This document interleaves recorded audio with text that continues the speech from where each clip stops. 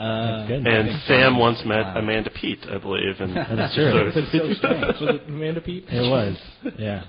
She gave me a taco. Have you ever met a famous person? No, not really. You lived in Evansville. Yeah, I lived in Evansville. Maybe Kevin Pollak? Well, like I have two. I've got two. If we're gonna, I don't know. I don't really. No, me directly, no, I haven't. My dad actually ran into Carrot Top one time. Where at? It was a YMCA because that's perfect. I live in. He was working out. Of course he was. What else is he going to be doing? Working on material? No. You can't afford the valleys? Evansville opened up like a big Coliseum theater type thing, and for its grand opening, they decided to get the best of the best. So I remember this. This was on the Daily Show. It was on the Daily Show. They flew in because there was a big, it was kind of an uproar in our little town. They brought in Carrot Top. Because some people were really for this idea, and other people were not for Namely, this idea. Fans of the Evansville Philharmonic. Some people thought it should be a little bit of a classier introduction to the new theater. Don't you guys ever try to tell me again that Indiana is not totally fucked? Well, I mean, there were people arguing for classical music, if that's what you're... And then there were other people arguing for Carrot Top, Howie Mandel, and Gallagher. Right. Like a three-peat. I think Gallagher came 2 years later.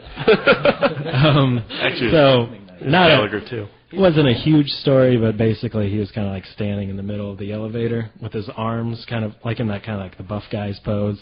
And then my dad got into the elevator and he just...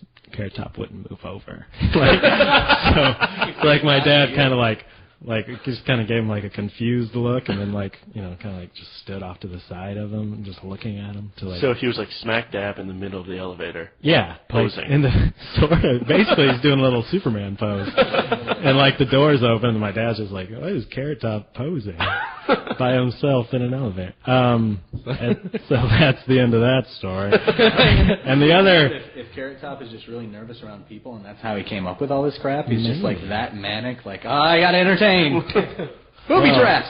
I don't want to analyze Carrot Top too much, but I mean, he didn't used to be. Why did you say that in the email? I don't remember him being so hulkling and he's had face work done. It's the steroids. So I believe he's kind of an insecure guy. So you had him another story though? I have another half-assed story like that one, where it's like a friend of a friend ran into somebody who's not famous. Okay, one of Evansville's celebrities in quotations is Michael Winterbottom. Michael Rosenbaum. Michael Rosenbaum from Smallville. TV's Lex Luthor. He's Lex Luthor. He's also in Pool Hall Junkies, which I really like him in that with Christopher Walken. Christopher Walken does this speech about tearing the shit out of everybody. Mm-hmm. It's good.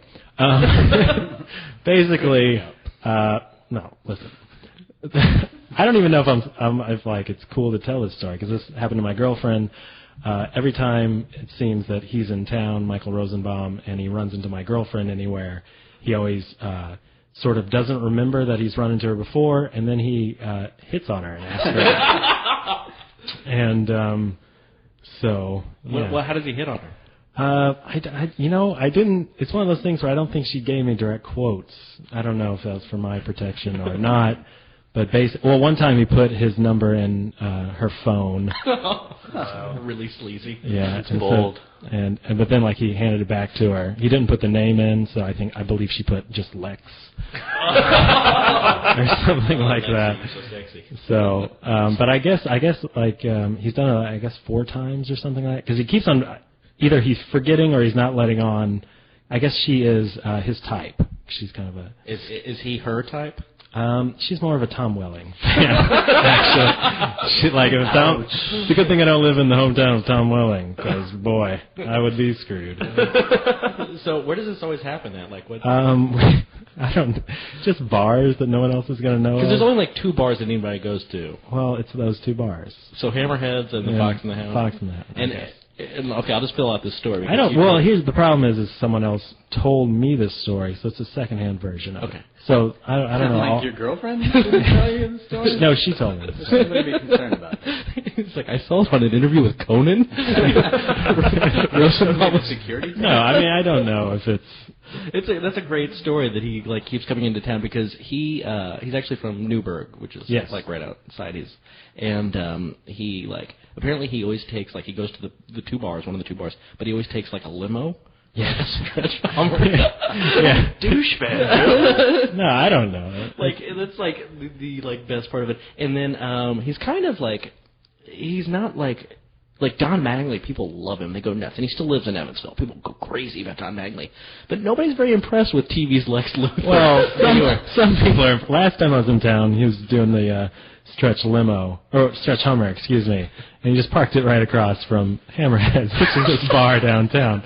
And like, I guess he hangs out with a bunch of people that I don't know. This is all bullshit celebrity gossip, and I feel like a tool for even saying it out loud. But not exactly TMZ. I guess he hangs out with a bunch of people. When he comes back into Evansville, he hangs out with his friends that weren't necessarily his best friends when he was in high school, but now apparently they're big fans of his work.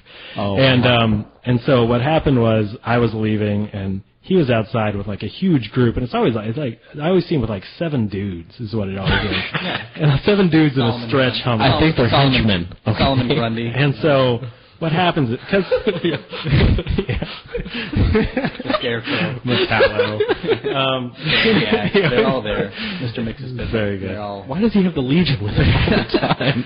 I guess he's just really worried. So he's always, and it's because it's a bar and it's late at night, and so other drunken guys are coming outside, and so what normally happens is, or what I've normally seen twice, is that some guy will come out of the bar, look across the street at Lex Luthor, and go, "Hey, it's Lex Luthor! Hey, fuck you, man!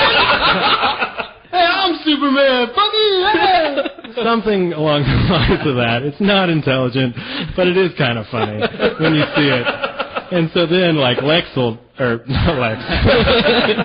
Rosenbaum will just, and I've only seen this shoot him with a freeze ray. I don't know. I think he prefers Lex. I don't want to say this is a pattern because I've seen it twice. So, 3 times is a pattern. But what happens is he'll just sort of ignore it, but then like 3 of his friends will like walk towards the guy and, hey, look up. This guy has a popular show on the CW. Oh, come on. There's no reason to. His mom used to come into the theater all the time. Anytime he had like a movie, like Bringing Down the House, or like he was in Sorority Boys or whatever, she would come in and like she would watch it by herself or whatever. She's kind of crazy, and she would go in and watch it by herself, and at the end of the movie, just applaud like crazy. They'd be like, woo! But like Sorority Boys was like all about him getting like raped and stuff like that. It's like, that's my boy. Yeah, that's a weird one. But no, he came into. I worked at a theater in Evansville as well. He came in there with his mom and I think his aunt or his grandmother. He seems. I don't know him, so maybe he's a nice guy. Obviously, the ladies. If he wants to come on the show, we would love to have him on. Well, the only thing I know is he always. I'd rather have Donnie. He's actually. Yeah, I would like to have Donnie Baseball. But I like him on Smallville. Apparently, I guess he's good. He's an alright guy. The only thing I really know about him is that he hits on my girlfriend a lot. So maybe he's a good guy. Well, that's it. We've covered a lot of ground here today. Kurt, do you want to tell us a little bit about what we've learned? Sure. I can't hear the music, though, so I'm just going to play this by ear. Hey, everybody. We've learned a lot today about a lot of our best friends. We've learned that Carrot Top, kind of a dick. I guess we already knew that. We've learned that Michael Rosenbaum is amazingly patient when you yell things at him. And we've learned that John Amos can't stand that Bruce Willis guy. He called him a clown.